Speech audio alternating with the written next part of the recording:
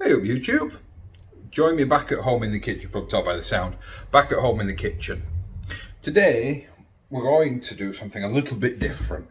Now I've been a fan of Sean the Chili Chomps for years, and I've never got round, or I've never successfully made a fermented hot sauce. So today we're going to turn some of these, or we're going to have a go at turning some of these into a fermented hot sauce with only a VacPacker.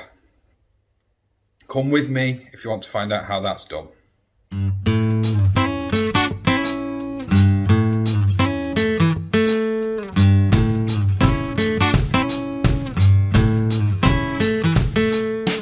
So for this, really, this could do with it. I've just got some bloody cake batter on it.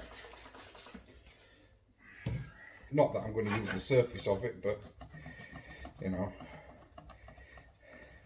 clean and sterilise everything as best I can.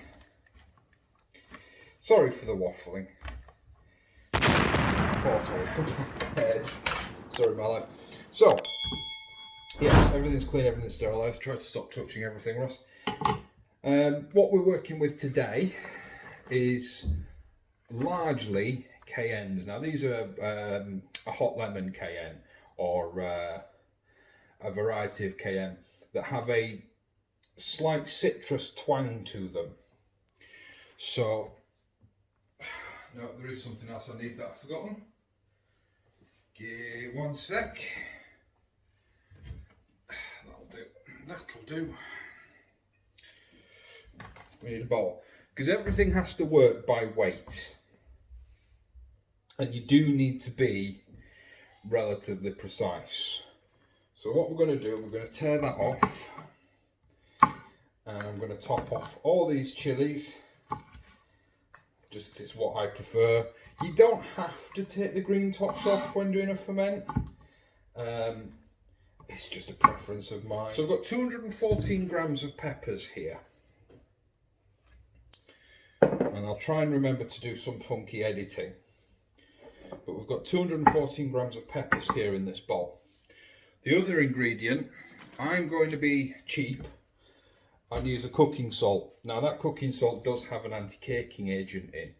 If you were doing this ferment in a jar or bottle or something like that, where you had a salt brine solution, it's a very strong possibility that that anti-caking agent would turn that salt brine solution cloudy. However, this isn't going to be a salt brine solution ferment.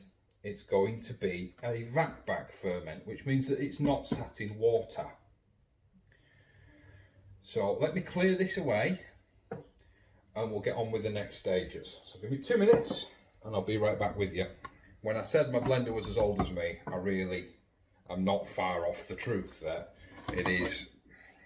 It's been handed down from my mother to me, this has. Sorry, I've just sprayed it with Starsa. Yes, so the other ingredient is salt. Now I'm going to go for a 3% by weight salt solution. Now that'd be the same if I was making a brine. I'd weigh my peppers and I'd use 3% of the weight of the peppers would then go in as salt. Now this was 214 grams of peppers.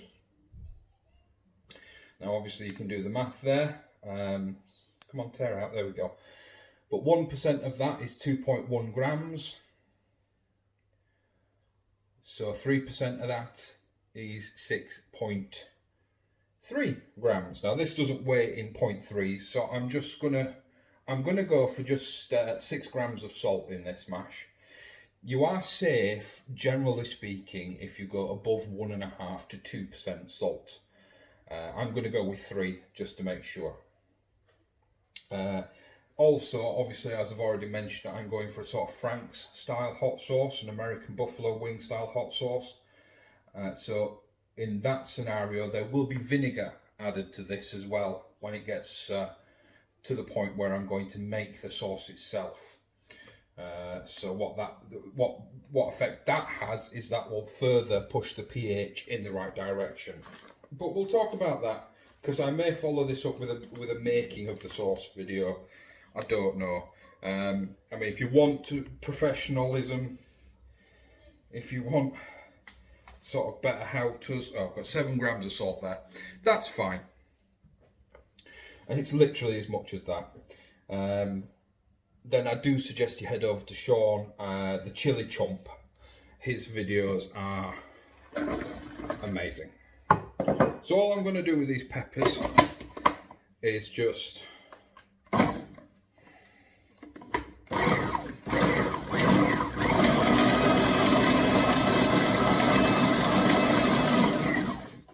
quick sort of blitz, add the salt, and then we're going to use the blender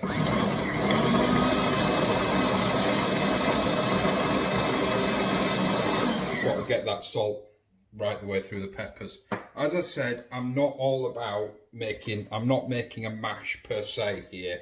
I'm just essentially fermenting the chopped peppers.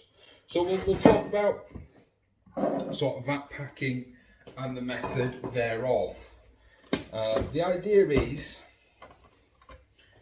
that you make your VacPak. So I'm just going to make my bag.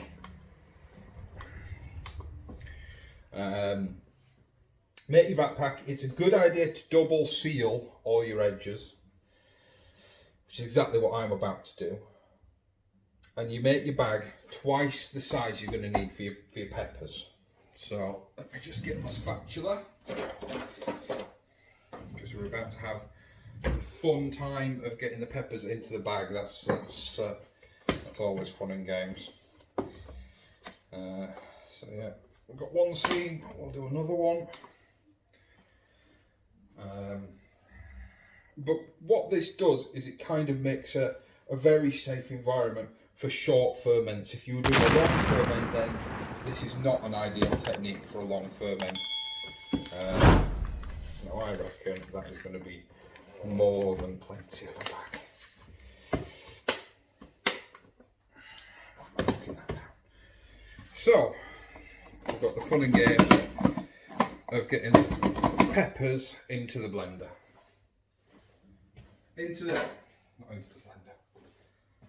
Not into the blender, into this pack.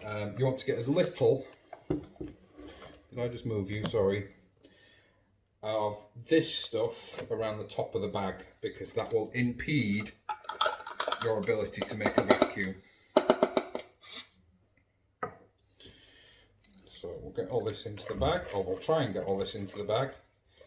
Obviously my ratios are already there now, so you know, being precise is not really necessary, because the salt should be thoroughly mixed throughout.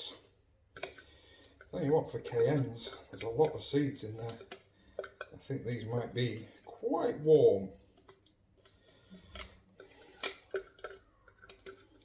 Although not a lot of pith.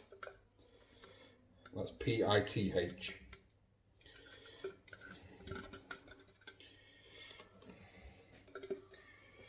There we go, that's the peppers in the bag. The one thing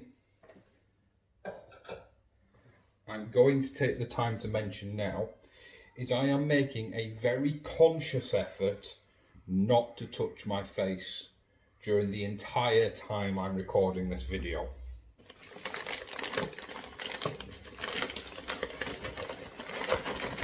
So you can see here, you'll be able to see better in a minute.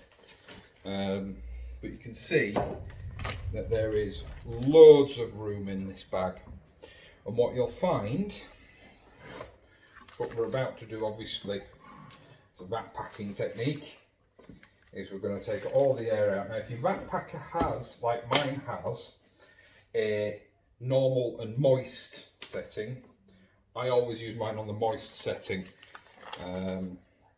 because I tend to find it gets a better seal. But we'll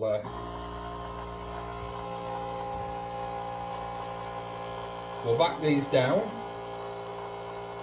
This is not an expensive VacPacker. I think it was about About £20 2 years ago.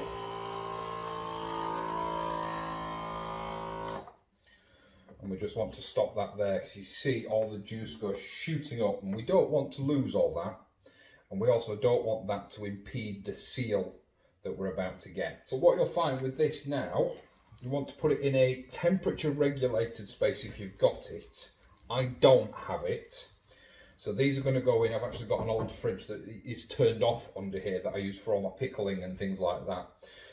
Because it's insulated, it tends to hold a relatively constant temperature. So we'll just check, make sure we've got a good second seal there. I'm just going to put a third one on because I can. It's really necessary, but you don't want this blowing up all over your fridge if you can help it. I'm going to put another one on this bottom seam as well.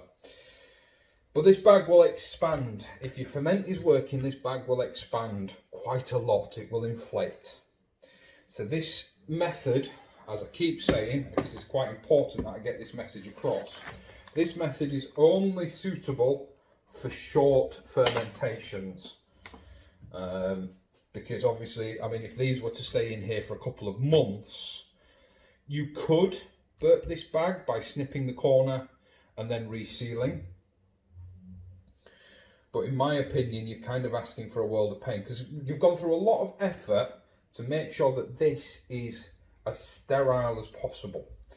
So you've got your salt environment, which nothing apart from the bacteria you want to survive can live in. There we go. You know, you've done everything you can to make sure that this cannot go mouldy and horrible. You can still end up with things like calm yeast in here. Those that can survive alongside of the bacteria, the I'm sure it's lactobacillus bacteria, the ones that you actually want in here. If you do end up with calm yeast in a VacPak environment, once again, you could cut the top, scrape that bit away and reseal it if the fermentation isn't done. We will cross that bridge if and when we come to it. So this, like I said, is going to go into this disused fridge. And we're going to give it 7 to 10 days maximum fermentation. And then it'll be back out with the blender. And it'll all get blitzed up with vinegar. We'll aim for a pH of around or below 4. And that makes a nice shelf stable sauce. So what we'll do is we'll revisit this as and when. However, this, I just wanted to show the VacPaking method of making a chili hot sauce, because not everybody's got the fermentation gear, and to some people it's not a worthwhile expense. However, a lot of allotment holders have things like VacPackers for other fruits and vegetables, so it's a method that's a lot more open to a lot more people. But that's it, quick one today, hopefully. I've waffled on for quite a while actually. So I'm going to call that quits. Don't forget, like, share and subscribe. I am trying to get some videos on the channel as to what you can do with your produce. So this is one of them. I hope you like it. If you don't, let me know in the comments below and I won't do it again. But if you do like it, also let me know in the comments below. If there's anything, if you have food related questions with regards to storage and things like that of your produce, of your vegetables, recipe ideas, things like that, let me know down in the comments below. I am a trained chef, so maybe I can give you some avenues to sort of do with your food that you perhaps haven't thought of before. But anyway, please remember to like, share and subscribe, and let's get this into ferment. In fact, what we're going to do first, because I forgot, is 3% KN. What date is it today? 1st of September.